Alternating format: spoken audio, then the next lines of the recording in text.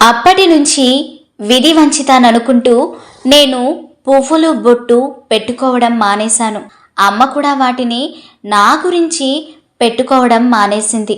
అమ్మ పుణ్యశ్రీ అయ్యుండి నా కోసం మానేసిందంటే బాధగా ఉండేది. నా బాధ తెలిసిన రామస్వామి గారు సాంఘిక దురాచారాలను ఎత్తి చూపే పుస్తకాలను చదవమని ఇచ్చేవారు. ఆయన ప్రోత్సాహంతోనే నా తమ్ముడు విద్యార్థి సంఘంలో చేరాడు. మా అమ్మకు అనుకూలంగా మాట్లాడేవాడు. మా నాన్నకు నేనన్నా నా తమ్ముడన్నా చాలా ఇష్టం.